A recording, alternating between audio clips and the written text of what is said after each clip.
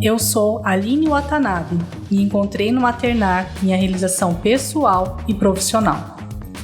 Eu sou Carol Souza e vivencio a maternidade de maneira leve e feliz. Eu sou Lívia Juste e encontro no trabalho um lugar para ser melhor mãe, mulher e amiga. Eu sou Natália Cunha, mãe de 3, mas facilmente teria 6.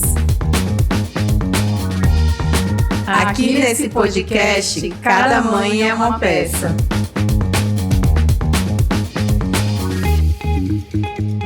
Chegou o melhor dia da semana, terça-feira, e a gente está muito feliz hoje com a nossa convidada, porque a gente tem certeza que a gente vai conseguir ajudar muita gente, tirar muitas dúvidas aí. Então aproveita, nos segue nas nossas redes sociais. Não se esqueçam que a gente também está no Spotify, dá para ouvir todos os episódios por lá.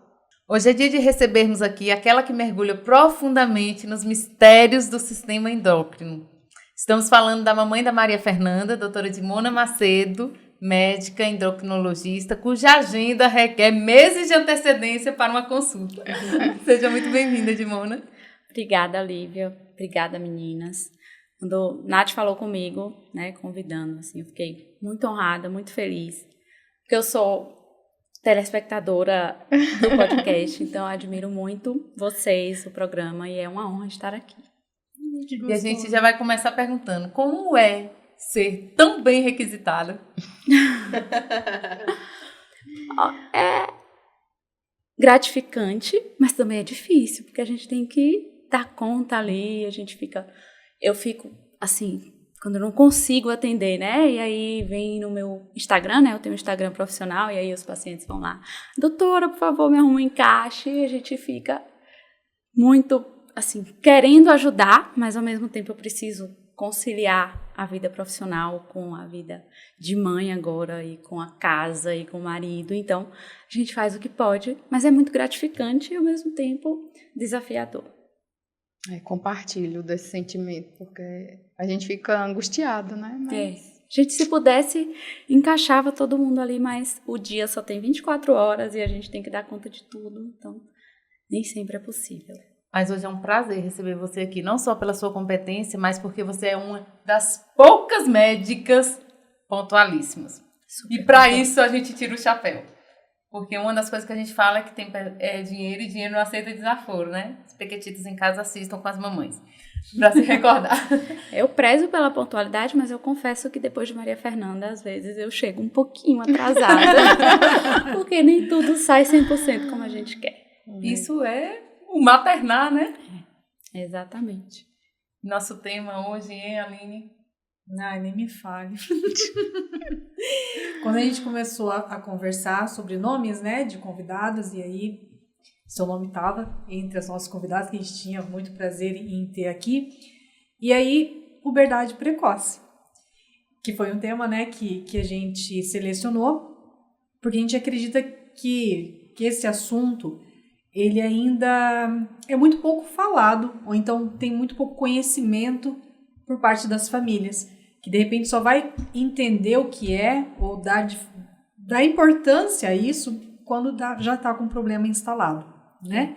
E aí a gente queria alertar realmente as famílias, quem tem casa com crianças pequenas, ou então a mãe que está pensando em engravidar, quais são os cuidados, quais são os olhares que a gente precisa ter, né, sobre esse assunto. E aí, nada melhor do que, né? Eu ia falar você, senhora. Como é que eu falo pra Dimona? Você. Você. Por favor.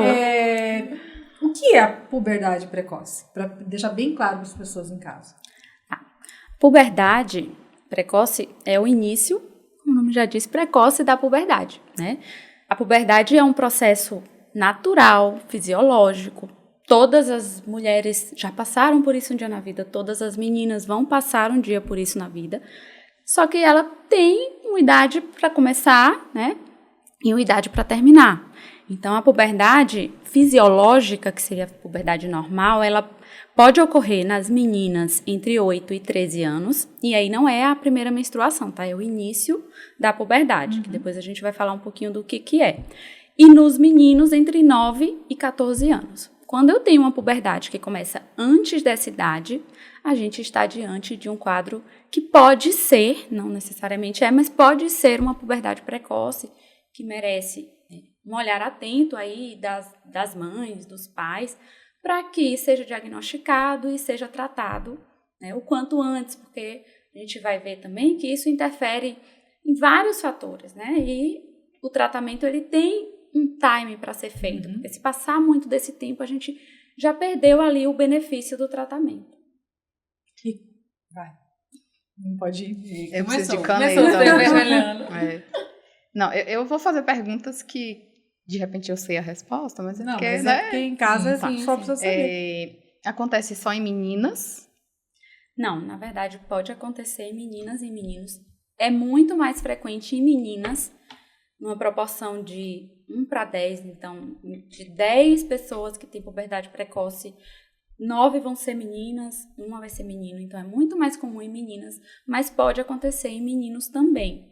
Nos meninos, por ser mais rara, né, e pelas causas serem mais orgânicas, dizemos assim, a gente merece um olhar ainda mais atento, né, de investigação, de buscar uma causa ali secundária que esteja desencadeando essa puberdade precoce nos meninos, mas acontece em ambos os sexos.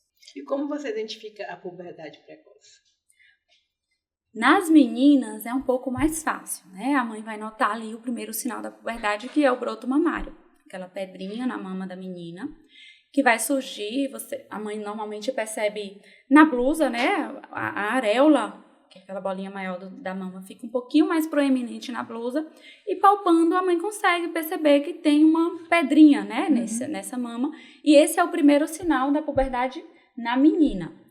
Ou seja, se na menina começa dos 8 aos 14, se com 7 anos já aparecer, já é precoce. Se com 7 anos aparecer... Ou ela é associada também a outras coisas? O broto mamário sozinho já pode ser um indicativo de puberdade precoce. Mas aí quando a gente vai avaliar, né, chegou uma menina com um broto mamário antes dos 8 anos, a gente vai pedir os exames laboratoriais para ver se realmente a gente tem uma ativação do eixo hipófise, que é uma glândulazinha que a gente tem na cabeça, que é que dá o start para os ovários começarem a produzir estrogênio, progesterona. Então, a gente vai dosar esses exames no sangue e a gente vai pedir o raio-x de idade óssea.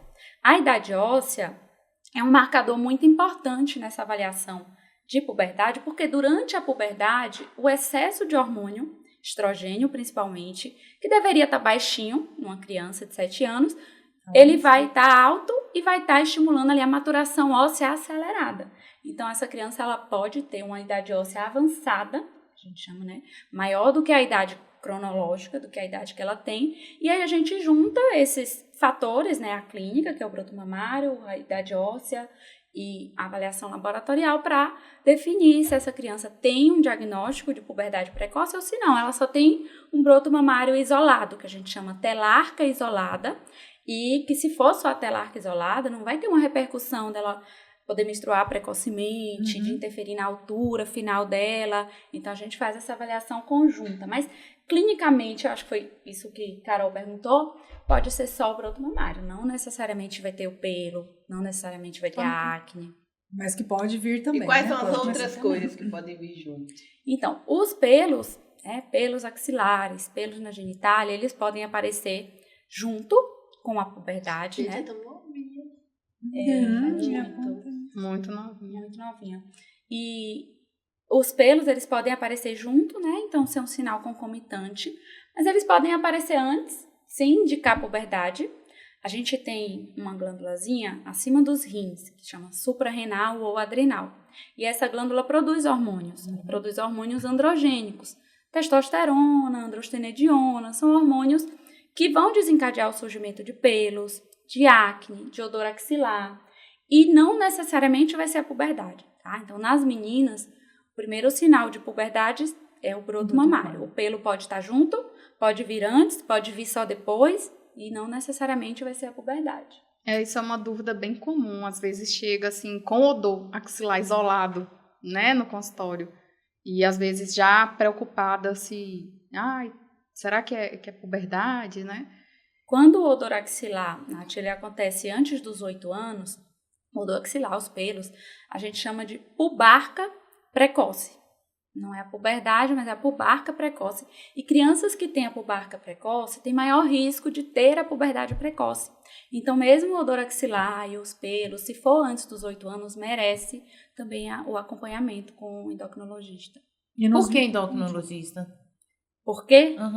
Porque se eu tivesse um filho, eu não saberia que era para procurar um endócrino, né? Você pensa assim, vou pro pediatra, ou uma menina, vou até para um ginecologista, alguma coisa, mas a endócrino, por quê? O pediatra, se ele tiver, né, um olhar atento, ele vai identificar, vai pedir a dosagem dos hormônios, vai pedir a avaliação da idade óssea e vai sinalizar, se surgiu o brotinho mamário, se for menino, se você notar o aumento do volume do testículo, retorna antes para a gente ver se não é o caso de encaminhar para o endócrino. Mas na dúvida ou na falta de acesso ao seu pediatra, o endocrinologista é o mais indicado porque isso se dá por conta de uma alteração hormonal.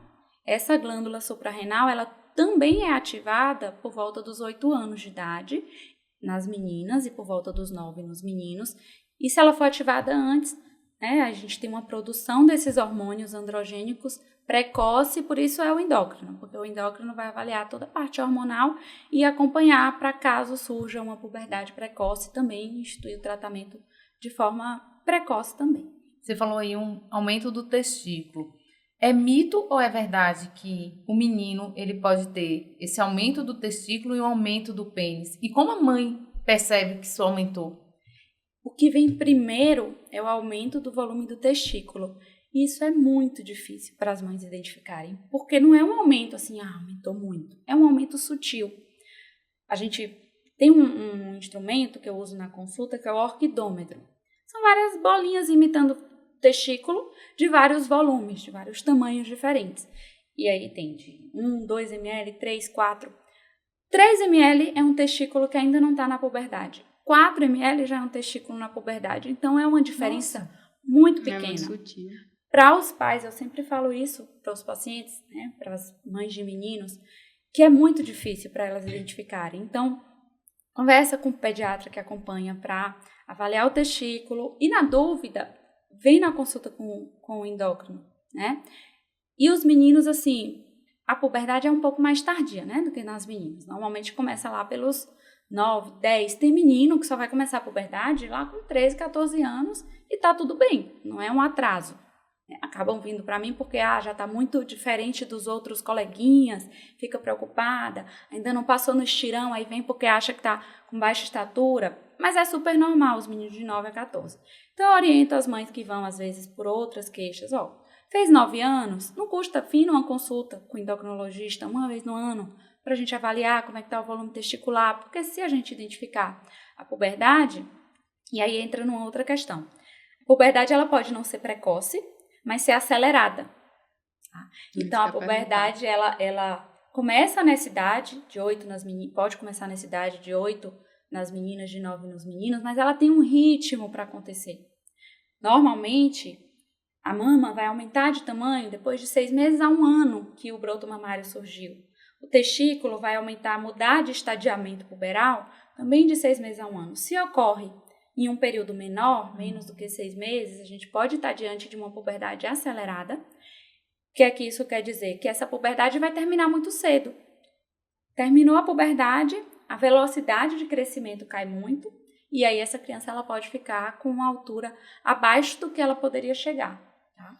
E Qual nas meninas tem a menstruação. Da puberdade precoce? O que causa isso? A grande maioria é idiopática. Idiopática quer dizer que a gente não consegue identificar uma causa. Não tem um tumor que está produzindo hormônio, não tem nada que a gente consiga identificar nos exames de imagem. A gente só consegue identificar ali que os hormônios estão aumentando e que está surgindo os sinais clínicos, a grande maioria.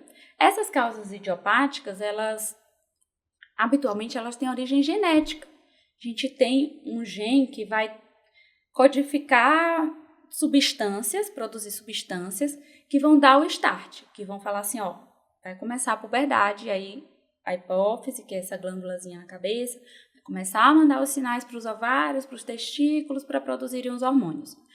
Nessas pacientes que têm puberdade precoce idiopática, esse gene ele tem uma mutação, mas na prática a gente não consegue fechar isso. A gente não avalia a nível clínico, a nível, né, do dia a dia, esses genes. Isso daí é mais a nível de pesquisa. E nível de pesquisa a gente tem essa informação. Eu fiquei, assim, um tanto intrigada com o que você falou. Porque, assim, a consulta... Primeiro, porque a gente entra para uma esfera delicada, que é você ter acesso ao contato físico com a outra criança, quando a gente ensina muito para as crianças, principalmente por crescente número de violência, que ninguém pode tocar no seu corpo, tem o medo da idade mesmo, de não querer se expor, de estar ali. Então, como se trabalha isso antes de chegar no consultório para que a criança esteja confortável para esse tipo de consulta? Porque imagina, eu com um filho de 7 anos, vou chegar lá e dizer, agora você vai ser apalpado tecnicamente, porque ela precisa consultar e tipo, eu não quero que ninguém nem veja meu corpo. Normalmente, os meninos mais novos, as meninas mais novas, eles não têm essa, assim, preocupação, a não ser que foram educados em casa de que ninguém pode mexer, mas aí é interessante que as mães, os pais conversem antes. A gente vai para uma consulta Explica, com né? uma médica que ela vai avaliar o seu crescimento, o seu desenvolvimento, e ela vai precisar examinar, né? E aí você vai dialogar com o seu filho com a nomenclatura que você costuma usar com ele. Porque eu acho até interessante a gente saber como vai ser esse tipo de consulta, porque muitas vezes você Sim. vai para a consulta imaginando que o Que é de um exame jeito, não né? é daquela forma. E eu digo isso porque aqui no podcast, uma mãe falou que foi numa consulta com o filho, não consulta, precisava consultar lá, e chegou a pessoa e falou, tira a roupa, e o menino já estava deitado, não foi? Não sei se vocês lembram. Tira a roupa e tudo. A criança saiu traumatizada. Sim. Porque, assim, isso é muito particular e a gente está vivendo uma era de crianças muito sensíveis, né? E cada um tem sua particularidade.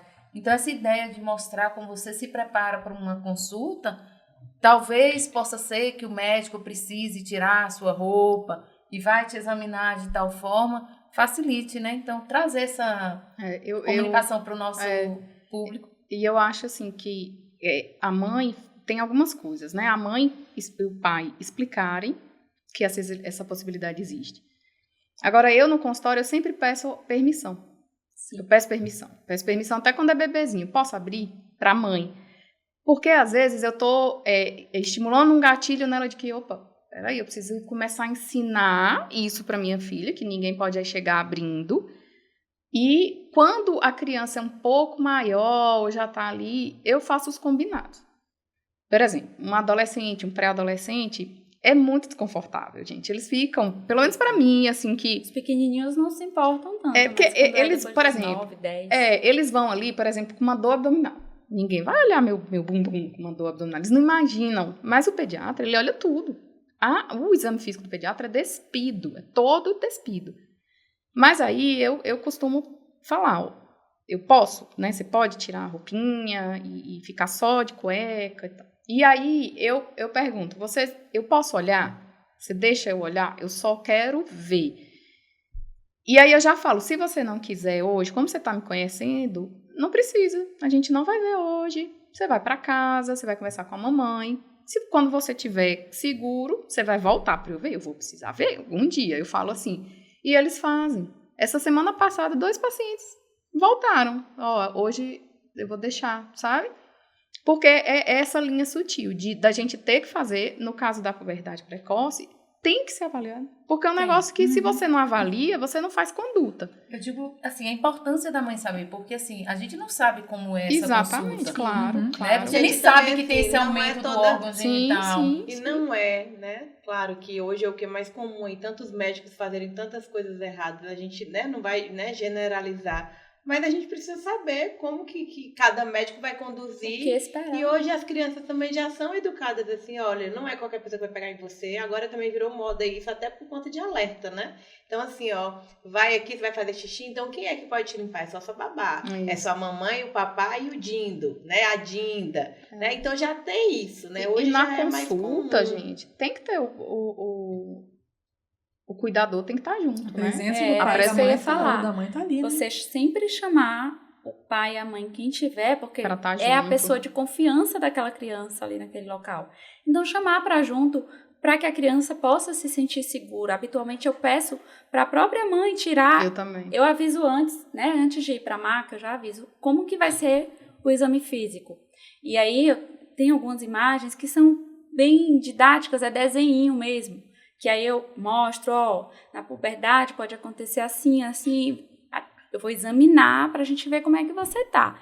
E aí, tudo bem, tudo. E aí a gente vai para a maca. E a mãe ou o pai, quem estiver na consulta, sempre do lado, sempre perto, porque a criança tem segurança naquela pessoa que está ali. E a criança acabou de me conhecer. Exatamente. E também para a gente se resguardar, né? De que tudo que Com a gente está certeza. fazendo ali está sendo visto, está sendo supervisionado. Né? Dimora, tem fatores de risco na puberdade precoce? Tem fatores de risco. A gente tem alguns que já são assim bem definidos, bem estabelecidos, e tem outros que existem estudos de associação, né? Mas que a gente pode também estar atento e estar evitando. Então, os fatores já conhecidos, a gente tem a exposição das crianças a substâncias que podem desregular o sistema endócrino. O sistema endócrino, né, que são os nossos hormônios, eles funcionam em perfeita harmonia. Tudo começa quando tem que começar, estimula o que precisa estimular, inibe o que precisa inibir.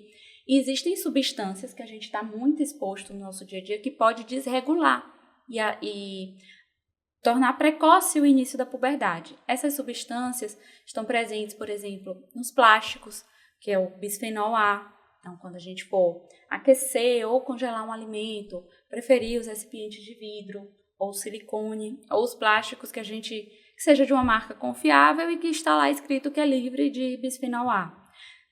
Cosméticos, né? Cosméticos que não são apropriados para a idade. E não confiem só porque tem o nome Kids, só porque tem o nome Baby. O importante é olhar mesmo a composição. E aí a gente tem alumínio, é uma substância que pode desregular o sistema endócrino. Os parabenos, e aí lá no rótulo você vai ver os nomezinhos terminados em parabeno. Então, metilparabeno, benzilparabeno, são disruptores endócrinos, fitalatos. São substâncias que a gente precisa realmente não deixar os nossos filhos terem contato. Então, hidratante, esmalte, produtos de cabelo. Está sempre atento ao rótulo, né? Ao que vem escrito lá na composição.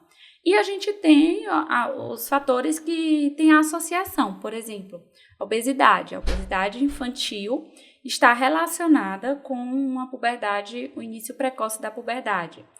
O tecido adiposo, ele produz hormônio, produz estrogênio. Então, essa exposição ao estrogênio do tecido adiposo pode funcionar como um gatilho para o start, para o início lá da puberdade precoce. Outros fatores, exposição à tela, parece estar associada, exposição excessiva a telas. Né? E a gente tem uma coisa que a gente observa que é bem interessante. No século XX, as meninas menstruavam com 16, 17 anos. A geração da minha mãe, por exemplo, tem mais 50, menstruava com 14, 15. Hoje, a média de menstruação nas meninas é 12 anos. Então, é uma coisa que tem... Pois é. Você é lá do século XX. Você tá fora Barroca. Eu fico perguntando se ela tinha caráter sexual. Já tinha, porque, né? Você teve atraso puberal, provavelmente. Mas, enfim. Então, a gente tá, cada vez mais as meninas estão menstruando mais cedo. E isso tem a ver com o mundo moderno, a modernidade do mundo, a exposição, a nutrição, né? Antigamente a gente lutava com a desnutrição. Então, no mundo onde não tem energia para se manter vivo, por que eu vou produzir hormônio? As meninas tinham atraso puberal. Hoje a gente lida com a obesidade. Então, o corpo faz o que ele quiser, tá tranquilo, o nutriente está vindo para tudo, vamos produzir mais hormônio. E assim acontece. Telas, né? Antigamente a gente não tinha exposição à tela como tem hoje. Então, tudo isso parece estar envolvido aí num surgimento cada vez mais precoce da puberdade. Mas o que eu vejo também é que a informação ela também está sendo mais difundida. Então, hoje eu vejo mais mães preocupadas com o que vem no cosmético, com o que vem no esmaltezinho. Então, tem os dois lados aí, né? Você falou uma coisa que é bem interessante. Para mim, assim, cosmético, né? O campo da vaidade. Inclusive, uma das empresas chegou a ser, entre aspas, cancelada porque estava fazendo uma grande promoção de maquiagens e esmalte, incentivando o consumo das crianças em produtos de adultos. Hoje a gente tem, isso é estatística, 90 bilhões de reais movimentados por crianças. E a maioria desse valor vai tudo para a área de beleza. É mesmo? É. Que é isso, gente? Não por acaso você vê que as grandes blogueiras, influencers que começaram a fazer propagandas, hoje migraram para produtos, própria marca de linha de cosmético e de beleza. E a ideia é que essa crescente, para daqui a 5 anos, é que a maioria cresça, isso é porque é um mercado não explorado, cresça em torno de 200% só no mundo infantil. E isso traz outras consequências além da questão da puberdade, né? Por que uma criança ela vai se preocupar tanto com essa questão estética, né? Qual é o sentido disso? E aí entra nessa questão rede social, né? O que ela vê ali, ela acha que é o mundo ideal, o mundo perfeito. O espelho que é a mãe, né? Que é a família. Você olha para sua mãe e você quer se parecer com ela, de certa forma, a menina, né? E a mãe acha bonito aquele mãe e filha, então vamos juntas para o salão, inocentemente. Você não tem esse filtro de imaginar que isso vai desencadear ou pode desencadear uma, né, puberdade precoce e as consequências dessa puberdade precoce. Então, eu acho que é bem importante essa fala da Dimona, porque às vezes você ouve rapidamente só sobre isso e não consegue aprender o quão profundo e sério é você ter esse despertar precoce para que essas coisas não aconteçam, né? Em Eu teoria, isso na dor. em teoria porque é uma medida simples, né? Assim, relativamente simples. Tentar evitar essas coisas, né? E Então, aí o detalhe também, que daí que eu falei que eu aprendi na dor. Eu escutei isso, porque a Laura nasceu prematuro, nasceu com baixo peso. E a pediatra, nos primeiros meses, no primeiro aninho dela, falou assim, Aline, pode ser, lá na frente você tem que cuidar da Laura, evitar produtos que tenham, né, esses componentes e tal, porque ela pode vir a ter uma puberdade precoce, lá na frente, lá no futuro. E eu fechei os olhos. Então, assim, ó, eu lembro com 2 ou 3 aninhos ali na consulta, com unhazinha pintada, ela ia às vezes com uma sandalinha, que aí a pediatra me dizia, Aline, a Laura não precisa desse saltinho aqui, ela é pequenininha, tipo, fica só no colo, não tem porquê. Esse esmalte, não tem. Então, assim, eu já tinha sido informada, mas sabe quando você pensa, não dá nada não. Não vai acontecer? Que é isso daí? Você não imaginava as consequências. E realmente aconteceu. Com 8 anos, a Laura apresentou um broto mamário, e aí foi solicitado todos os exames, então ela já tinha os ovários alterados os tamanhos, o útero já tinha alteração, o exame de sangue, né, os hormônios todos alterados. E aí, na época que a gente estava em Maringá, a doctora falou, olha, a gente tem que começar antes dela completar os 9, porque ela tá para menstruar. Ela estava acho que no estágio 3, se eu não me engano, da puberdade. Falei, a gente tem que entrar o quanto antes. E ela falou, Augusto não me preocupa agora, o Augusto deixa ele, dá para esperar um pouquinho mais, mas a Laura não dá para esperar. E aí, cai a ficha para uma mãe de dizer assim, por que eu não escutei? Né? Por que agora eu tenho que... Não é nem, também é o financeiro, porque daí você tem que gastar com a medicação, você tem que, né, fazer o tratamento com o médico, tem todas essas questões, mas é a questão de você ver o teu filho sendo exposto a algo que poderia ser evitado. Pode ser que, assim, não, Aline, ela teria de qualquer forma por conta... porque tem um componente genético. Tem um componente genético. Mas, de repente, eu me senti muito culpada nesse sentido, de que o que eu podia evitar, da minha parte, eu não evitei. Por isso que quando falou desse tema, eu falei, não é importante a gente falar sobre isso, para que as mães não fechem os olhos. Porque realmente pode acontecer. Pode, e não é muito não é besteira. frequente. Não é besteira, né? A puberdade, ela interfere no crescimento e no desenvolvimento. E o que ela pode vir a causar, assim, não quais são as causas, que eu já te fiz essa pergunta, mas o que pode trazer, As por exemplo, as consequências. consequências. Então, a puberdade, eu diria assim, que é o principal fator para o crescimento, né? Para a altura dessa criança. Então, falo assim, depois da fase intrauterina, que a gente sai do tamanho de uma sementinha para o tamanho que a gente nasce, depois dessa fase, a puberdade é a fase que a criança mais cresce. Então, o menino chega a crescer 12 centímetros por ano, a menina chega a crescer 10 centímetros por ano. É uma fase super importante para a altura dessa criança. Na puberdade precoce ou na puberdade acelerada, a puberdade ela começa cedo e ela termina cedo. Então, ela acontece deveria ocorrer em 3, 4 anos, né? A puberdade toda, ela ocorre ali em 1 ano e meio, 2 anos. Então, não dá tempo para atingir a altura esperada que aquela criança poderia atingir, deveria atingir, de acordo com o potencial genético dela. Além da questão da altura, né? A criança pode ficar abaixo da estatura, existem outras questões psicológicas, né? Uma criança uma menina que menstruou ali com 9 anos, ela vai se sentir diferente das coleguinhas, né? Dos seus pares ali da mesma idade. Tem estudos mostrando o aumento da taxa de ansiedade, de depressão, né, em crianças. Porque é uma criança, a mentalidade, a cabecinha de criança, né? E já tá tendo, assim, os meses ali, tendo aquela intercorrência da menstruação, que é algo para que o cuidado tem já. que ser triplicado, né? Aí entra também as crianças com puberdade precoce, menstruação precoce, elas começam a adquirir formato de corpo de um adulto. E elas estão mais sujeitas ao abuso sexual também, que é um tema que foi muito falado aí e merece essa atenção, porque a gente precisa prevenir, tem jeito, a gente tem que conversar sobre prevenir. Então, a puberdade precoce está associado ao maior risco de abuso sexual.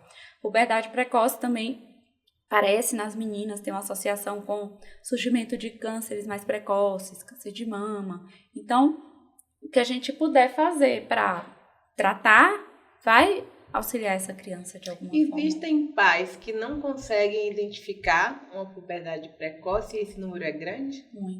Muitos. E assim, às vezes já chega lá no consultório já depois da primeira menstruação, né? Ou o menino já com...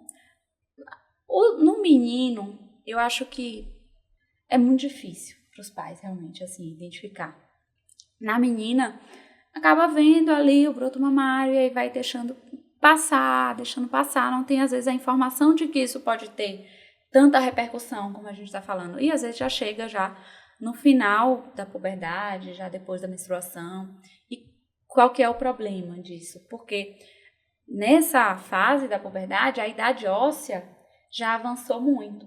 Então, é uma criança que tem lá seus 9, 10 anos com a idade óssea de 14. Aí já não tem muito o que fazer. E aí, com a idade óssea de 14, o crescimento residual que essa criança vai ter é muito pequeno. Então, ela vai ter, né, se ela já não cresceu tudo que ela deveria ter crescido e chegado na altura, ela vai ficar abaixo da estatura. E aí, a gente já não tem mais, assim, muito o que fazer a não ser orientar, né? Orientar essa mãe sobre conversar com a criança, reforçar essas questões do quanto o corpo dela é importante e é sagrado e ela precisa cuidar. Eu oriento sempre as meninas a ir numa primeira consulta com a ginecologista para receber orientações também. Mas acontece e é bem frequente. O que eu escutei muito, assim, desde que minhas crianças nasceram, porque eu sou baixinha, o Valdeir é 5 centímetros maior do que eu, então em casa todo mundo é baixinho. E aí a Laura sempre foi pequenininha, o Augusto pequenininho também. Não se preocupa não, como é que vai ser grande se os pais são pequenos? Né? Eu sempre escutei muito essa afirmação. Eu sei que o fator genético conta muito, né? E que a puberdade, igual, né? Eu ia falar senhora, igual você falou, está relacionado também com a questão do crescimento. Mas, falar só um pouquinho de crescimento agora. Tá. Pais pequenos obrigatoriamente terão seus filhos pequenos? Tem como intervir? Então, e quando a gente vai avaliar o crescimento, a gente sempre coloca a criança na curva de crescimento. Nath sabe isso melhor do que eu. Aí coloca na curva de crescimento. Eu lembro de Bernardo. Na curva do peso. Na curva do peso. Aí a gente pega a altura, coloca na curva. E existe uma variação do normal. Eu sempre explico isso para a criança mesmo, nem todo mundo vai ter a mesma altura, porque a gente tem potencial genético diferente. Então, Não tem como eu querer que 2 pais baixinhos tenham, o filho vai ser super alto. Não tem como, de forma natural, né? Se esses pais têm já uma baixa estatura, a criança não precisa estar afadada a ter baixa estatura também. Então, diante de uma baixa estatura familiar, esse é o diagnóstico quando a gente afasta outras causas, a gente fica diante de uma baixa estatura familiar, existe tratamento também com reposição hormonal, a reposição do hormônio do crescimento, desde que não tenha contraindicação e que seja, de fato, uma baixa estatura, que não seja algo meramente estético, porque senão... Algo que possa vir a atrapalhar realmente a qualidade de vida desse indivíduo, né? De forma, no E a gente está falando aí da criança que é pequena e que a gente quer que cresça. E aquela criança que cresce muito e que a gente quer parar o crescimento? Porque, assim, eu vejo crianças hoje que quase 2 metros que sofrem bullying, eles começam a envergar e dizer assim, não quero ir para a escola. Porque, assim, quando a gente fala de puberdade precoce e a gente fala das suas consequências, uma delas é o bullying. Porque quando você é diferente dos seus pares, você começa a ser discriminado. É alvo, né? Você é alvo daquilo. E nem todo mundo tem a maturidade para saber tratar aquilo em família e fortalecer o emocional do filho para que ele se autoafirme e diz, beleza, eu sou diferente, e aí? Né? As crianças sentem na pele a consequência disso. E tem os 2 extremos, da criança que não cresce e da que cresce demais. Quando a gente procura o endócrino e vê que o menino está crescendo muito além da forma, botou fermento demais, existe um tratamento para diminuir? Existe. Na verdade, primeiro a gente vai buscar a causa, né? Por que está crescendo demais, está acima na curva de crescimento? Existem causas hormonais para isso, hipertireoidismo, excesso de hormônio do crescimento, é raro, mas existe. E quando ela acontece antes da adolescência, né, da puberdade ter terminado, a criança cresce muito, então, que dá o gigantismo. Graças a Deus é raro, mas existe tratamento e o tratamento vai ser específico de acordo com a causa. Tá? Se for uma criança que a gente buscou tudo, investigou, não tem uma causa aparente, aí a gente pensa assim, vamos fazer uma analogia com a puberdade. Na puberdade precoce tem excesso de hormônio que faz parar de crescer. Então, talvez a gente pode fazer um pouquinho de hormônio para essa criança que está crescendo muito. O hormônio não o hormônio do crescimento. O hormônio, se for um menino, testosterona, se for uma menina, estradiol, para estimular ali a maturação óssea, fechar a epífise, que é o espaço de crescimento, e parar de crescer. Mas, antes disso, investigar todas as causas para essa criança estar crescendo além. Só que assim, o que cresceu, cresceu também. Não que diminui, cresceu, na verdade, diminui. Estimula para parar o crescimento, né? Por isso é tão importante ir à consulta, independente de qualquer coisa, quando a criança tem uns 9 anos, né? Mas eu acho que tem uma coisa importante também, assim, um alerta, porque eu vejo isso muito no consultório. Até 2 anos de idade, o impacto genético nas alterações de crescimento, né? Estatura talvez não, mas peso principalmente, ela é menor. Assim, até vou recolocar, a gente precisa ver outras coisas, porque até 2 anos, o impacto pré-gestacional, gestacional, então, por exemplo, dá um exemplo básico, deficiência de micronutriente materna, desnutrição materna, tem um impacto muito maior no crescimento daquela criança do que a genética. Porque o que eu vejo muito é isso, né? Igual você falou, é pequeno, porque a criança tem 1 ano. Não é assim. Não é assim, sabe? A visão é diferente. Dizer isso, porque a família em si já julga assim. Você tá preocupado. Isso, e aí aquela criança perde o potencial, tanto de ganho de peso, quanto de crescimento, né? Porque achou que era genético e na maioria das vezes não é. E assim, como conversar com uma criança do que está acontecendo, porque a criança não vai entender nada, né? Então, eu estou te levando ao médico porque identificamos, porque você está... Como que é geralmente esse... Depende da idade, né? Se for uma criança muito pequenininha, aí realmente levar para o médico para ver se está tudo bem. Eu acho que não sei. Não, eu falo em relação a ela entender as mudanças do corpo dela. Então, quando é muito pequenininha, tem um broto mamário, vamos ver o que é isso aqui. Aí vai lá, normalmente a gente avalia. Se a criança, por exemplo, tem menos de 2 anos, ela pode ter um broto mamário e não ser puberdade, tá? O estrogênio da mãe passa ali para a criança e até os 2 anos, menina ou menino pode ter uma pedrinha na mama. E aí a gente vai explicar que isso é natural e para a criança especificamente, Se for muito pequenininha, a gente não vai entrar em muitos detalhes. Vai falar, ó, tá tudo bem. Não, a gente vai continuar acompanhando. Mas eu não gosto de passar para a criança essa preocupação, entendeu? Se for criança maior, 7, 8 anos, aí eu gosto de explicar o que é a puberdade normal, né? Ó, toda menina vai passar por isso, todo menino vai passar por isso, é um processo natural, tá? E tá acontecendo um pouquinho cedo, mas a gente vai resolver. Porque tem tratamento, isso é que é importante os pais saberem. Tem tratamento, o tratamento é eficaz. Então, a importância de buscar a consulta, de buscar o acompanhamento é instituir um tratamento. E no caso, ele falou assim, eita, corta, senhora, desculpa, Dimona. No caso, você falou do volume, né, do testículo. Além disso, o que mais que pode aparecer no menino? Pelo, né, que, como eu falei, na menina e no menino, o pelo pode vir antes ou depois. Mas o mais importante é o volume do testículo. Entendi. Aí você vai notar nos meninos também acne, né? Alteração da voz, aquela voz que ela fica oscilando, ela fica papagaio, aguda, né? ela fica grave. E você nota isso daí. E outra coisa também é o crescimento. O menino começa a dar um estirão. Só que esse estirão, se a puberdade for precoce, ele para e acaba muito cedo e acaba interferindo na altura final.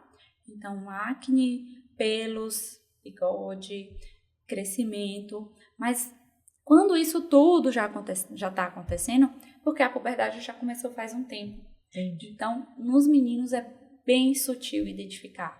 É simplesmente o aumento do volume do testículo. É o primeiro sinal, é o sinal mais precoce.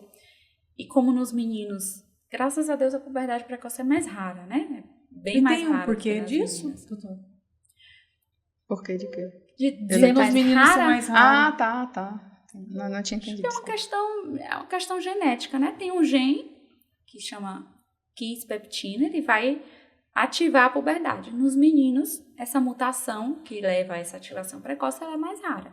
Mas não tem um porquê. Alguma relação entre puberdade precoce e obesidade? Sim. A obesidade é um fator de risco para a puberdade precoce, porque o tecido adiposo produz ali estrogênio, que vai levar a uma ativação precoce do eixo, né? Que leva à puberdade. Simona, o tratamento ele é hormonal, né? Ele é hormonal. Explica um pouco pra gente sobre essa questão hormonal, porque a gente escuta tanta coisa que quando fala tem que tomar hormônio, ou tem dois extremos, né? A gente sempre fica, meu filho não vai tomar hormônio. Não quero. O que é mesmo esse tratamento hormonal? O que é, né? O que são os hormônios? Quando a gente deve ter medo, quando a gente não deve ter medo, porque tudo hoje é hormonal e tem tantas informações distorcidas que quando falam isso gera um certo temor, né? Eu posso só voltar uma coisa antes? Porque eu acho que é um alerta, assim. Você está falando dos fatores de risco. Eu queria que você falasse sobre lavanda. Se é mesmo, se não é. Porque hoje usa muito, né? Óleo de lavanda, essência óleos de lavanda, essenciais óleos de lavanda. essenciais. E às vezes usa bem bebezinho, né? Depende da composição. Se for só lavanda, não tem Se problema for óleo nenhum. essencial. Se for óleo essencial de lavanda, não. Agora, se nesse óleo tem ali uma substância, né, um fitalato, um parabeno, aí a gente vai evitar. Mas só o óleo essencial. É olhar o rótulo mesmo, né? É olhar o rótulo, olhar a composição de tudo. E essa obesidade, ó, a puberdade precoce, em relação à parte dos hormônios e tudo mais, isso pode dificultar alguma coisa futura em relação à fertilidade? Não tem relação nada da a ver, puberdade precoce com alteração de fertilidade. Desculpa. Pode. Aí ela Responde. perguntou do tratamento. Eu vou fazer como eu Não, já respondo, ela perguntou de novo. Pode responder. Parece paradoxal, né? Assim, um problema que tem excesso de hormônio, vou tratar com hormônio. Mas é porque o sistema endócrino ele é um pouco complexo. A gente usa, para tratar a puberdade precoce, um análogo, ou seja, uma imitação de um hormônio que a gente produz, que chama GNRH. Na fisiologia normal, esse GNRH ele é liberado em pulsos, tá? Então ele vai ser liberado um pico, um vale. Ele é assim e precisa ser assim para ter a ativação do eixo lá que vai desencadear a puberdade.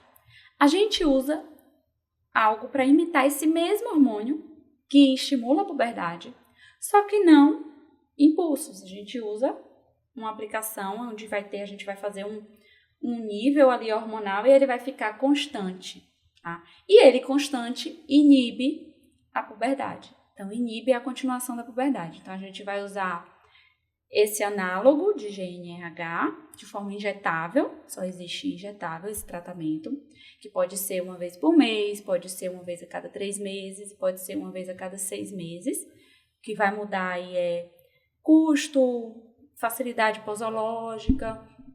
E aí, a gente vai meio que congelar, né? Fazer parar ali a puberdade, às vezes até regride um pouquinho o broto mamário, tá? E aí a gente vai acompanhando essa criança, a velocidade de crescimento vai diminuir. Eu falo para os pais, vai diminuir, vai ficar como deveria ser se ela não tivesse entrado na puberdade. E ela vai crescer devagar, mas ela vai crescer por mais tempo. E aí, quando chegar no tempo certo que a gente seguia pela idade da criança, ela já ter um emocional, uma maturidade psicológica para lidar com a puberdade. A gente acompanha a idade óssea. Quando a idade óssea estiver ali por volta de 12 anos e meio, e a gente fala, não, está na hora de parar o bloqueio. A gente chama esse tratamento de bloqueio, que a gente está bloqueando a puberdade. Está na hora de parar, e aí a gente interrompe a medicação e a puberdade ela vai voltar a acontecer. A criança vai passar por todas as fases da puberdade, a mama vai voltar a crescer. O pelo é algo interessante, porque o pelo, mesmo que a gente bloqueie, ele vai continuar aumentando, porque não depende do hormônio dos ovários, dos testículos, tem o hormônio lá da suprarrenal que eu falei no início. Mas a mama, quando a gente parar o bloqueio, ela vai voltar a crescer, e aí vai passar ali um tempo, a menina vai menstruar, o menino vai desenvolver a parte testicular, vai desenvolver o tamanho, né, do pênis, porque isso é uma preocupação também, né, dos meninos, é o tamanho do pênis. E aí, quando a gente está bloqueando, não vai aumentar. Não vai aumentar porque não vai ter o hormônio que leva ao aumento do tamanho peniano. E aí, depois que a gente para o bloqueio, vai desenvolver normalmente. Interessante isso, né? E Gente, é um mundo, né? É. Cada coisinha. A endocrinologia é um pouquinho complexo, eu aqui. É. Você que o diga, né, Nath? Mas eu espero que eu esteja conseguindo explicar Sim, de com forma certeza. que fique fácil, né? Sim, sim. Se vocês tiverem qualquer dúvida, por mais simples que não, pareça, tá bem pergunta, claro. porque pode ser a dúvida da mãe que está em casa. Daí é uma dúvida minha. Além da questão genética, né? Tem algo antes que a gente pode fazer, além questão genética, além de evitar os produtos, né, que não são recomendados, que alteram a funcionalidade dos hormônios. Por exemplo, igual a Nath falou, né, durante a gestação, tem algo que pode ser feito, algum cuidado que a mãe deve ter, que de repente isso pode interferir o bebê a ter uma puberdade precoce quando criança, né, ou não? Isso não tem relação. Não tem nada assim, Aline, direto. Se você fizer isso na gestação, a criança vai ter a Ou se te puberdade. faltar isso. Ou se te faltar isso, vai ter. Mas é importante ter os cuidados na gestação, porque, por exemplo, se você tem uma gestação de risco e um parto prematuro, por exemplo, a criança que nasce prematura tem maior risco de ter uma barca precoce e uma puberdade precoce. Então, são os cuidados da gestação mesmo habituais para prevenir o parto prematuro, né? Ter os cuidados na própria gestação de evitar esses produtos também, a exposição a esses cosméticos de forma exagerada. Hoje em dia a gente vê tanta coisa, né? Tanta informação, é tanta coisa que a gente quer fazer e às vezes menos é mais. Então, se expor menos a esses produtos, se expor menos ao bisfenol, o plástico de um modo geral, até para a gente prevenir os distúrbios endócrinos da gestação. Distúrbios tireoidianos, que são aí os mais comuns. Então, evitar desde a gestação, apesar de não ter nada diretamente relacionado, mas eu acho que esse cuidado é simples e é possível, né, de se fazer. Com certeza. E vários outros transtornos multifatoriais que ninguém sabe qual é a causa. Então, assim, se você cuida na gestação por uma coisa, você cuida por todas as outras coisas, né? Exatamente. Ô, Dimona, eu acho que não... Bom, tem um tempo, assim, uma média de tempo de quando a gente termina o bloqueio ali, né? E volta a acontecer, né? Ou a menina menstrua, ou o menino volta a entrar na puberdade. Depende de como que estava antes. Então, se essa criança ela tinha uma puberdade acelerada, quando parar o bloqueio vai ser super rápido a menstruação. Então, às vezes os pais ficam na ansiedade de parar. Eu falo, ó, vamos parar agora, porque se parar, a puberdade vai evoluir como vinha antes, rápido, né? Na puberdade acelerada, e a menstruação vai vir, a velocidade de crescimento vai cair muito rápido. Então, vamos deixar mais um pouquinho. Se era uma puberdade que começou precoce, mas vinha evoluindo de forma mais lenta, ela vai demorar ali, ainda depende do estadiamento puberal que ela estava. A menina, por exemplo, que a gente olha a mama, a gente divide esse estadiamento puberal em M de mama, M2, M3 e M4. O M2 é só o brotinho mamário, a pedra. O M3 é quando a gente já consegue ver aquela linhazinha lateralmente, né? Aquele suco mamário de forma lateral. E o M4 seria quando a gente já vê a linha da mama de frente mesmo. A criança ela não vai sair do M2 e menstruar. Isso não é o natural. Pode acontecer? É raro? Pode. Mas o natural é que ela saia do M2, vá para o M3, saia do M3, vá para o M4 e depois vem a primeira menstruação. Então, a criança, a menina, ela não vai parar o bloqueio e sair do M2 e menstruar, não. Ela vai passar pelo M3, pelo M4. Agora, a velocidade como isso vai ocorrer depende de como vinha ocorrendo antes da gente fazer o bloqueio. Isso durante o processo desse bloqueio da puberdade, tanto para menino quanto para menina. A estatura ainda não foi atingida, ou então tem outras relações que a criança continua com uma estatura baixa. É possível, junto com o bloqueio, fazer o uso do hormônio de crescimento quando indicado? Sim. Inclusive, em algumas crianças que têm, né, a baixa estatura e já entraram na puberdade, a gente faz o bloqueio junto com o hormônio do crescimento, porque não vai adiantar eu fazer o hormônio do crescimento enquanto a puberdade está evoluindo lá e a idade óssea está avançando muito rapidamente, porque o espaço de crescimento vai ser pequeno. Então, eu bloqueio a puberdade, faço o hormônio do crescimento junto, né? Os dois são injetáveis, o hormônio do crescimento é de uso diário. E aí, quando a gente chegar, tá numa altura bacana, tá numa altura boa, vamos interromper. Primeiro eu interrompo o bloqueio, porque aí a criança ainda vai usar o hormônio do crescimento, né? Para a gente chegar no máximo potencial ali que a gente imagina para ela, de acordo com o canal familiar dela, ou do limite ali da curva, a linhazinha verde da curva, para ela ficar mais ou menos equiparada aos meninos da mesma idade. E aí a gente depois interrompe o hormônio do crescimento quando a gente já chegar na altura desejada. Lembrando que a resposta ao hormônio do crescimento depende muito do tempo de uso. Então, não adianta eu fazer o hormônio do crescimento 6 meses. Quanto mais tempo eu fizer, maior vai ser o benefício na altura. E tem esse tempo também para eu iniciar com esse hormônio do crescimento? Tem, porque se a puberdade já tiver... O momento ideal, né? Tem por causa da idade óssea, né? Então, se a idade óssea já estiver muito avançada, que é comum nos casos de puberdade precoce, já tiver lá de 14, 15 nas meninas, 16 nos meninos, já não tem um benefício, eu não vou ter um ganho estatural que compense o uso do GH.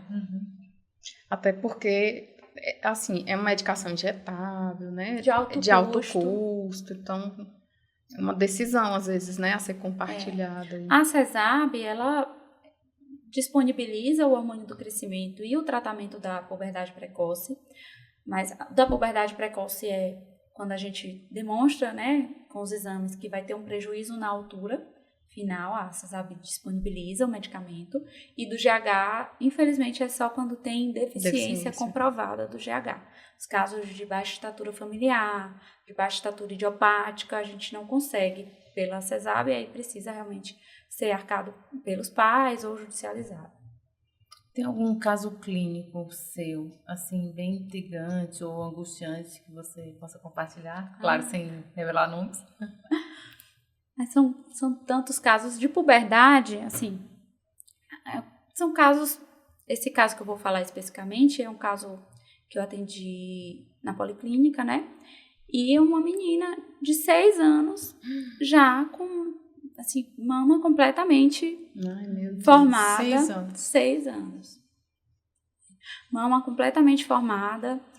E aí ela veio, e passei, assim, mesmo...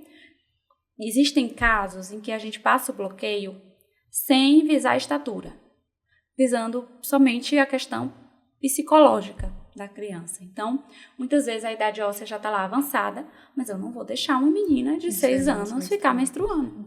E aí, às vezes, a gente passa o bloqueio para parar a menstruação. Ai, gente, que dó, né? E aí, assim, eu fiz o bloqueio, mas visando essa criança não ficar menstruando com 6 anos de idade. Meu Deus, gente. E aí, nesses casos, se encaminha para um acompanhamento psicológico? Antes disso, Lívia, rapidão. Quando acontece isso, tem alguma coisa a ver com histórico? Tipo, genético? Quando a e tudo mais? puberdade ela é muito precoce, porque tem a puberdade precoce, né? Antes dos 8. Mas quando ela é muito precoce, por exemplo, dessa criança, Histórico, antes familiar. dos 6, a gente tem que investigar se ela tem alguma lesão, algum tumor na região que produz esses hormônios, tá? Que possa estar levando à puberdade precoce. E aí, atualmente, quando a puberdade precoce ocorre antes dos 6 nas meninas, a gente precisa fazer uma ressonância, né, do crânio e da hipófise para avaliar se tem E alguma ela lesão. tinha alguma coisa? Ela ainda não... Como é no SUS, as coisas São mais lentas. são mais lentas. Ela Quase não parando. E nos meninos, todo menino com puberdade precoce eu peço a ressonância, porque é mais raro. Então a gente precisa avaliar o sistema nervoso central, se tem alguma alteração. E tem mais algum outro caso, assim? Tipo, Tem casos de sucesso também, né? Tem vários casos que chegam precoce e aí mama lá no M2 e às vezes no M3 e a gente passa o tratamento e regride a mama e a criança se desenvolve normalmente, passa pela infância dela.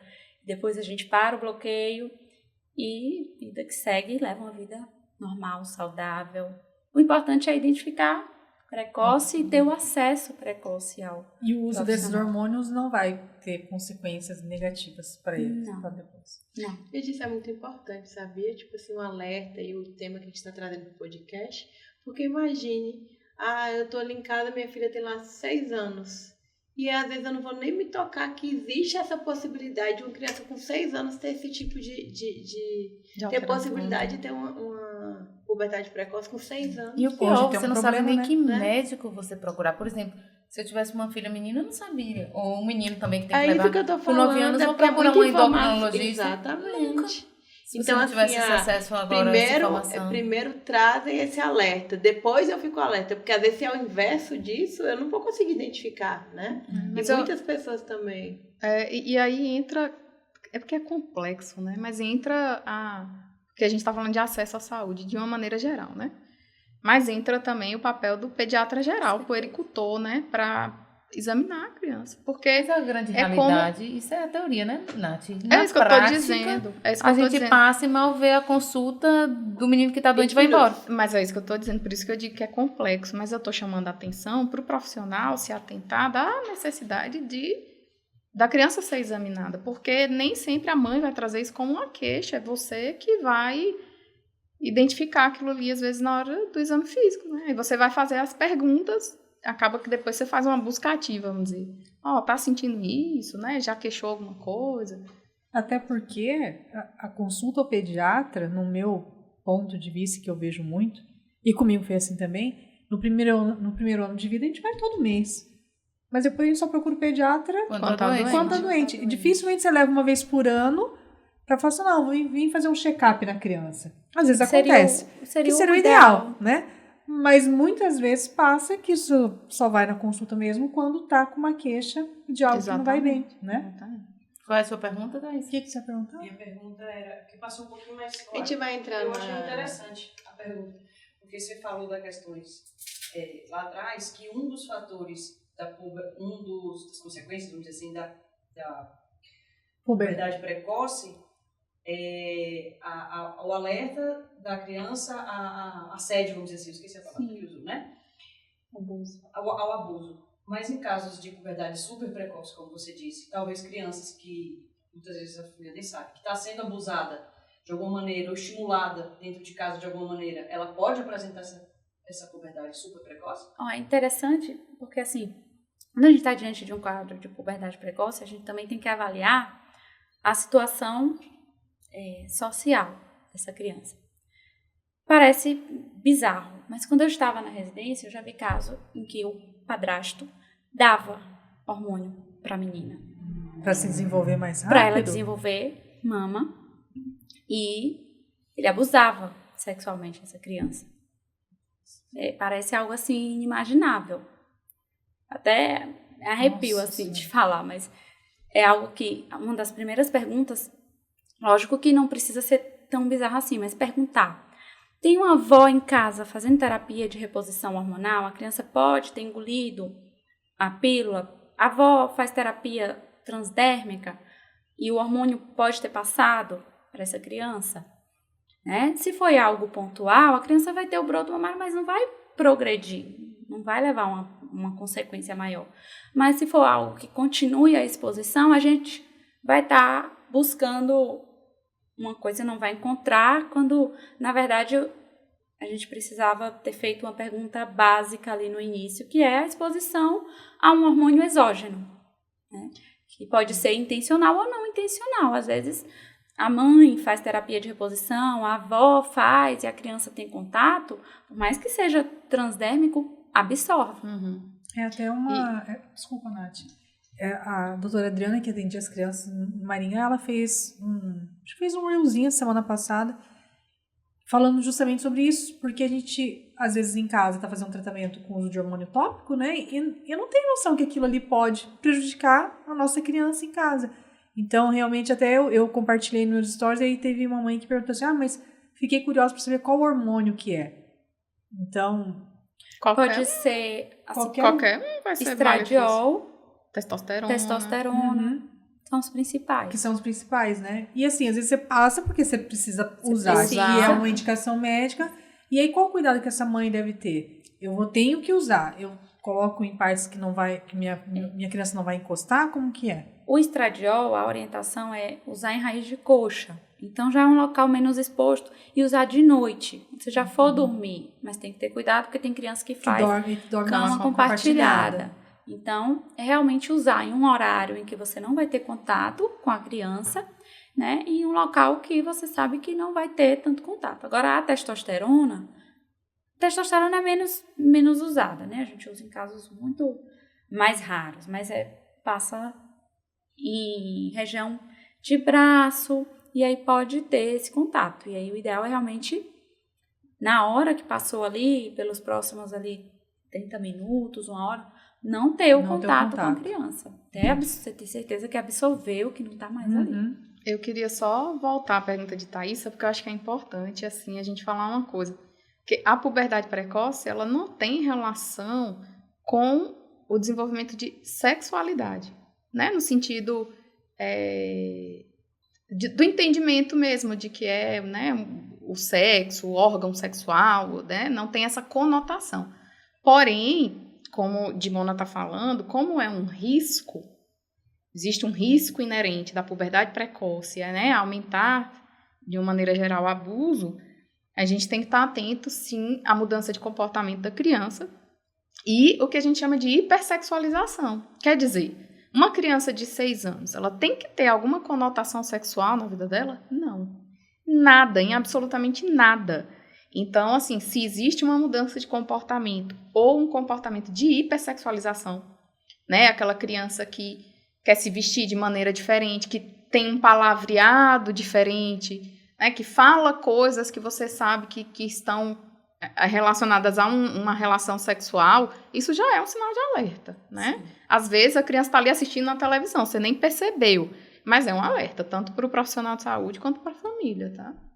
E habitualmente, assim, essas crianças que chegam nesse estágio, de estar no M4 e não ter ainda passado por um profissional de saúde, na grande maioria das vezes são crianças socialmente expostas a um ambiente, a situações de risco para abuso sexual. Então, E de alguma forma foi negligenciada, porque assim, exatamente. querendo ou não, poxa, o mínimo cuidado materno, paterno, de cuidador, vai notar a diferença. Tá crescendo. Mas, Nath, eu vejo assim, que foi até uma das falas de Mona, a gente está falando do sistema público de saúde. Mas Às o vezes a sistema mãe público percebeu não e não tem- conseguiu não. marcar a Eu- consulta. tá, não. Entendeu? Às vezes a mãe Tudo foi bem. diligente de ir atrás, Mas ela, não foi isso mas que ela até falou chegar o agora. período de Mas não marcar. foi isso que ela falou agora. Ela falou que é uma situação de exposição. E aí eu entrei nesse sentido, que uma criança que não foi notado ou que demorou muito para notar, também é uma negligência, É porque entendeu? existem os dois lados, né? Tem a mãe que não nota ou que não se importa porque está acontecendo, mas não busca. E tem o outro lado, que é o que Lívia está falando, que é aquela mãe que se Sim, preocupa, mas que não tem busca, mas não o tem o resposta. acesso. Não, mas eu tô Até falando... porque consulta de endocrinologia pediátrica, endocrinologia infantil é muito difícil. E eu imagino que como é que a mãe chega nesse profissional. Eu fico imaginando. Porque eu não iria nunca procurar um endocrinologista se alguém me falasse, Lívia, você precisa de um Mas o endocrinologista. pediatra orienta. Mas eu tô falando assim, na figura pública. Então você vai ainda... Mas tem- o pediatra é um pouco mais fácil de acessar. É isso que eu tô falando. Até você conseguir a consulta com o pediatra, para ele sinalizar que é um endócrino, para você ir até um endócrino, olha o lapso de tempo que você perde. E para a criança que já está acelerada na sua puberdade precoce, né? E isso que eu falei assim da questão social são dados, né? A gente sabe que o abuso sexual ele é mais frequente em crianças de baixo nível socioeconômico. Então, habitualmente, não é regra. A gente sabe que pode acontecer em qualquer lar, em qualquer lugar, independente do nível socioeconômico. Mas existe um risco maior e assim como existe um risco maior de não conseguir o acesso para bloquear, então essa criança vai estar ali cada vez. É isso que eu ia Mas falar. De o repente, aborto até chegar a vai medicação, estimulando, né? ainda é pior ainda, né? É porque a gente pede a medicação, a gente preenche os protocolos e aí demora mais um tanto para chegar. Demora, não sei. A Laura demorou quase um ano. É sofrido, filho. Bom, nós já falamos muito da parte profissional, né? Essa coisa técnica. Agora a gente quer saber da Dimona, mãe da Maria Fernanda. A melhor parte. Os nossos olhos chegam a brilham, né? Não tem como, né? Qual que é a falar. idade dela, Dimona? 1 ano e... vai fazer 1 ano e 2. E o que sua vida mudou depois da chegada dela? Tudo. Eu, assim, costumo dizer que a maternidade chegou para balançar, assim, né? No início, difícil, desafiador. Meu Deus, o que é que eu fiz da minha vida? Mas depois a gente esquece da parte difícil e fica só a parte boa. Hoje, o difícil é sair de casa, sair para trabalhar e deixar lá. Mas aí é bom quando a gente volta. É aquela e ela tá lá festa. sorrindo, é uma festa. Então, a minha parte mãe foi surpreendente para mim, porque eu nunca me imaginei curtindo tanto, assim, a maternidade. É a melhor parte do meu dia, é acordar e estar com ela, é chegar no final do dia e estar com ela, é colocar para dormir, é dar banho. Eu gosto de fazer absolutamente tudo com ela, participo de tudo. Então, me surpreendeu muito positivamente. E quais foram os seus principais desafios na maternidade? Assim, o que você achou que iria ser muito fácil e que não foi? O que você achou que iria ser difícil e não foi? Nada foi muito fácil, assim. Eu achei... Teve muito perrengue? Eu achei que, assim, ó, eu falei, eu vou estar de licença maternidade, 6 meses, eu não preciso de babá. Doce ilusão. Doce ilusão. Com Maria Fernanda, Nath sabe disso, ela teve disquesia. Então, ela tinha muito desconforto intestinal. E ela chorava o dia inteiro, até completar 5 meses e meio, acredito. Todo mundo me falava, com 3 meses melhora. Passou 3 meses. Essa ilusão. Tá vendo? Chegou os Eu 4 passei por meses. isso. Mas o Chegou meu, quando os 5. completou 3, passou. Gente, não falam passou. assim, né? Ah, você quer ter outro filho porque você foi tranquila, Maria Antônia não teve nada disso. Eu fico pensando, meu Deus, será que seu segundo filho vai ser tudo diferente? Vai. Deus Tô brincando. Às vezes não. Às vezes não. Então, essa foi a parte mais desafiadora, assim, que ela chorava muito e eu achava que aquilo não ia passar nunca, sabe? Quando você tá no olho do furacão e parece que não vai passar, e demorou muito de passar.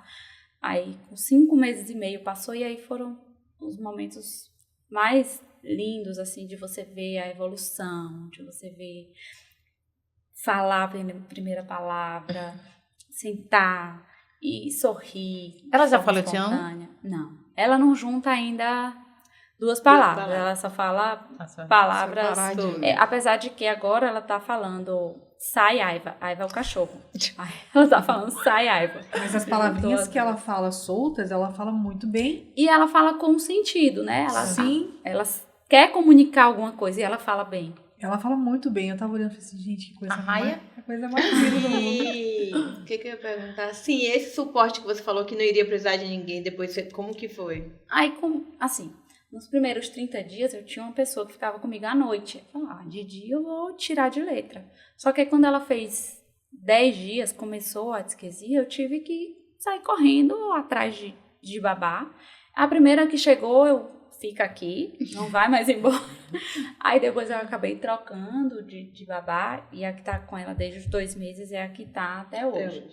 E eu tive o suporte da minha sogra, assim, nos finais de semana também. É super importante.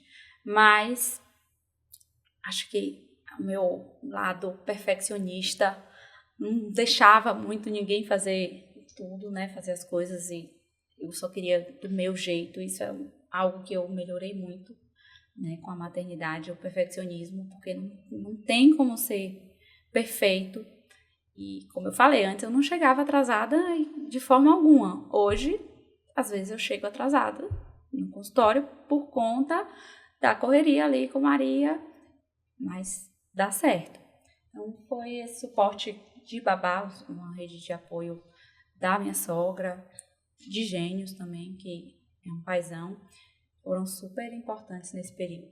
E nessa mudança sua que você falou do perfeccionismo, você se permite chegar um pouco atrasada, ou então as coisas não saírem tão perfeitas conforme você gostaria? Você se permite, ou existe aquela eu ia falar culpa, mas não é essa palavra, existe aquela, não é mágoa também, aquele incômodo de, poxa, não sai Hoje perfeito. eu me permito, mas depois de terapia, das coisas acontecerem, saírem do meu controle, né? Porque depois que você é mãe, não tá mais no seu controle. Não. É bem clichê a maternidade, né? Parece A gente que escuta- eu tô falando da mesma coisa que você passa. E parece que a gente escuta isso a vida inteira e não tem significado nenhum pra gente enquanto a gente não é Não mãe. passa. E a gente ainda olha com a cara virada pra pessoa e tipo, oh meu Deus do céu, esse povo só fala isso, socorro Deus. Até você vivenciar, Aí quando né? você vive, você tá ali repetindo as mesmas coisas, né? Se redescobrindo. Agora eu tenho uma curiosidade. Do nada. Nada. Tipo, você se encontrou nas suas roupas depois que você teve filho? Me encontrei, assim, demorei, mas me encontrei. Quando eu tava grávida, eu peguei as roupas, tudo, que não cabia mais nada em mim, botei numa caixa e botei no maleiro. Eu fui tirar essa caixa do maleiro tem 2 semanas, pra ver o que era que cabia. Mas eu digo, nem se encontrou no cabelo. Eu digo No assim, tamanho, você né? veste a roupa e sente que você ainda é essa de mono, tipo assim, quero tocar fogo nessas roupas tudo, eu não consigo achar. Você passou por isso? Não, eu passo ainda. Ah, Eu não. também eu- faço. Eu nunca mais, não tenho mais o mesmo gosto. Não que eu tenha deixado totalmente de gostar do que eu gostava, não. Mas eu continuo gostando das mesmas coisas, mas as minhas roupas eu não aguento mais olhar, sabe? E aí demorou também um Desgraçado pouco para eu conseguir me identificar, porque primeiro você vem de um corpo. Depois você engorda. Eu engordei 23 quilos na gravidez. Aí depois pra você voltar a usar tudo que você usava antes, sendo que você já usava sempre aquelas mesmas coisas ali. Até hoje não me identifico Também mais não. assim. Meu Deus. E até hoje nem sei qual é o meu fiquei estilo. tranquila. Porque eu nunca usei tênis, odiava tênis. De repente tenho 2 tênis lá em casa. E o povo só me vende de tênis na rua. E tipo, eu olho. Mas acho que todo Facilidade. mundo passa, né? Por essas Não, crises, de molho não assim. passou. A de moda não passou. Deixa, vamos. Não, passou. essa parte assim, das minhas roupas eu não tive. E tem algo que Problema, você não se vê mais como antes, Muita coisa. por exemplo? E acho que é mais fácil perguntar o que é que você vê ainda como antes. Porque a gente Não, vira do a avesso, roupa, né? A roupa ela ainda vê como antes. Eu acho que a questão de você eu vivo em função de Maria Fernanda. Então, assim, o horário que eu vou fazer as minhas coisas depende do horário que ela, princesa, quer, né? Então, eu acordava tarde. Eu tinha o hábito de, assim, no final de semana, dormir até 8h30. Hoje, 6 horas, ela está batendo o ponto dela, acordando. E eu acordo junto com ela. E acordo feliz. Vou lá e faço as coisas que tenho que fazer. Sair de noite. Eu não saio mais de noite. Porque ela tem o horáriozinho de dormir, a Hashtag rotina. tamo junto. Eu não assisto podcast no dia, porque é 7 horas. Eu só assisto depois. Então, 7 horas é o horário lá que eu tô fazendo a rotina dela de dormir. E depois que ela dorme, eu não saio, porque eu não vou deixar ela, né? Assim, ela não saía ainda. De noite, depois que Maria nasceu, eu não saí. Saí uma vez, deixei ela com a avó, ela não dormiu. Ficou até 11 horas esperando. E acho que tudo de antes mudou, mas principalmente mudou a minha forma de levar, né, a vida. Eu era muito perfeccionista, controladora. Eu queria controlar o tempo, as pessoas, meu marido. E hoje eu não controlo, assim, eu levo com mais tranquilidade, sabe? Sair da rotina, de não sair pra rua, ou de chegar atrasada um pouquinho no consultório. Lógico, eu não chego muito atrasada, mas ali uns 10 minutinhos, né? Eu acho que hoje eu mudei, assim, a minha forma de levar. Te fez a vida. bem, no geral. Me fez bem. Como você quer que a sua filha lembre de você? Não, eu ia falar isso. Cadê o lencinho? pergunta Que aí o meu já marejou meus olhos aqui trouxe os já. cachinhos aí. Poxa. Que idade? Quando ela for adulta, Patenteado Sim, por quando ali. ela olhar para o histórico da vida dela, porque assim, a gente não sabe quanto tempo a gente tem aqui, mas das memórias que você quer, pelo período que você tiver aqui, que ela lembre, minha mãe era isso. ai, Lívia, meu Deus. Acho que assim, que eu estava ao lado dela nos momentos mais importantes, né? Óbvio que ela não vai lembrar de quando eu dei a primeira papinha dela, mas ela vai lembrar, talvez, que eu ensinei ela a andar de bicicleta, que eu levei ela para a escola, que eu levei ela para a primeira viagem, que ela ia viajar sozinha. Eu quero estar presente nos momentos mais importantes da vida dela, para que ela possa lembrar. E lembrar também, assim, que ela pôde, né, durante toda a vida, contar comigo e me ter como uma amiga dela. Acho que quando a gente tem filha mulher, você não passou por isso, mas assim, é a questão de você se sentir a melhor amiga. Eu quero ser essa pessoa para ela, que ela sinta que ela pode me falar tudo, absolutamente tudo, né, da vida dela. Eu não tive isso com minha mãe, com meus pais, de falar sobre tudo. Acho que antigamente também tudo era mais tabu, né? Mas eu quero que ela tenha isso, que ela saiba que ela pode falar comigo de tudo que ela precisar. Depois da maternidade, você tem sua mãe viva? Tem. Depois da maternidade, você e sua mãe mudou a relação com relação a esse se tornar amiga ou ser a melhor amiga uma da outra? Minha mãe não mora aqui, né? Mora em Feira de Santana. Mas mesmo antes de Maria nascer, a gente já era mais próxima, né? De se aproximar, de conversar. Até porque ela perdeu muito também desse tabu de conversar. Ela mesma buscava conversar. Que e eu se já ficava aproximar. envergonhada. Isso, eu Eu pergunto não isso tava porque depois que eu acostumada. casei, e principalmente depois que a Laura nasceu, eu também não tive isso de conversa com mãe, nada de muita intimidade. Mas depois que eu me tornei mãe, a minha mãe é minha melhor amiga nesse sentido. Na verdade, ela diz que eu sou a melhor amiga dela, porque comigo ela consegue se abrir e contar os problemas que ela passou, que ela passa, né, as coisas dela assim. E nessa questão de amizade mesmo, assim, às vezes eu até falo assim, às vezes eu até esqueço que eu sou sua mãe, né? Dependendo do tom de conversa. E eu acho que é muito bacana nós mães, essa nova geração, né? Não sei se eu sou tão nova assim, mas nessa nova geração eu já vi com esse pensamento, né? De querer ter essa proximidade com os filhos, porque a gente não teve, né? E às vezes a gente quebra esse ciclo, né? De deixar de abertura, né? É, exatamente isso. Isso já tinha acontecido Com você. de se aproximar Uhum. antes de Maria Fernanda. Que bacana, que bacana. Sou eu mesmo que vou abrir rapidinho. Bora, filha. Dizendo a Aline, né? Você ouviu isso no episódio passado. Que depois de casada é só rapidinho. Você concorda Mas- com isso? Não é só, Não, vai. né? Ah, tá bom. Que bom, que bom. Mas é um quadro em que a gente fala alguma coisa pra você e você responde assim, de bucha. Eu começo? Bora. É? Eu vou fazer perguntas aleatórias hoje. Tá. Uma comida. Aleatória. Feijão. Ai, delícia. Ó, Gênios. Parceiro. Maria Fernanda. Minha vida. Profissão.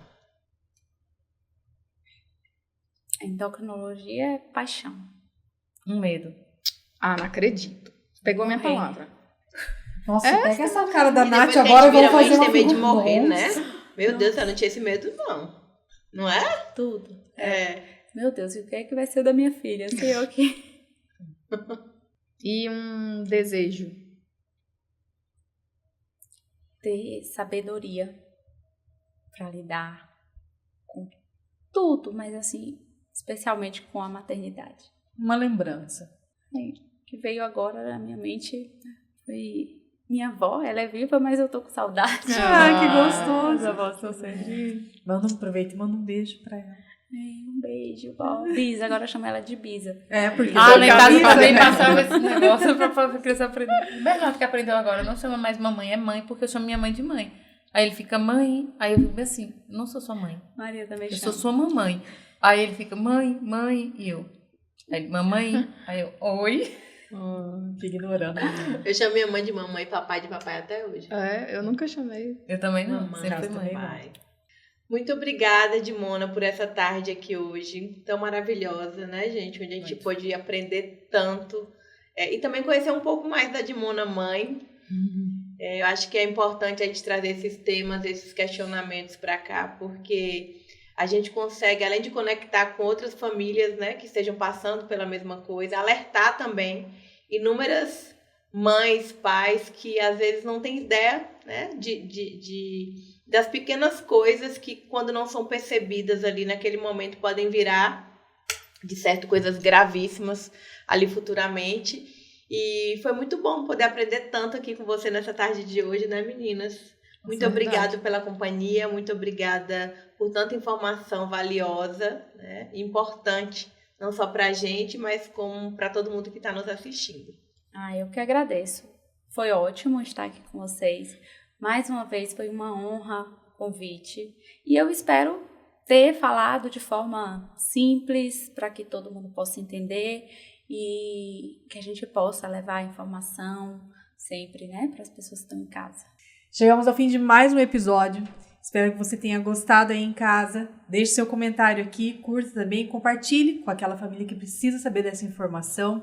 Não deixe de assistir os nossos outros episódios. Estão todos aqui no YouTube e a gente também está no Spotify, tá bom? Um grande beijo, até a próxima, porque nesse podcast, Trupe de Mãe, Cada mãe é uma peça.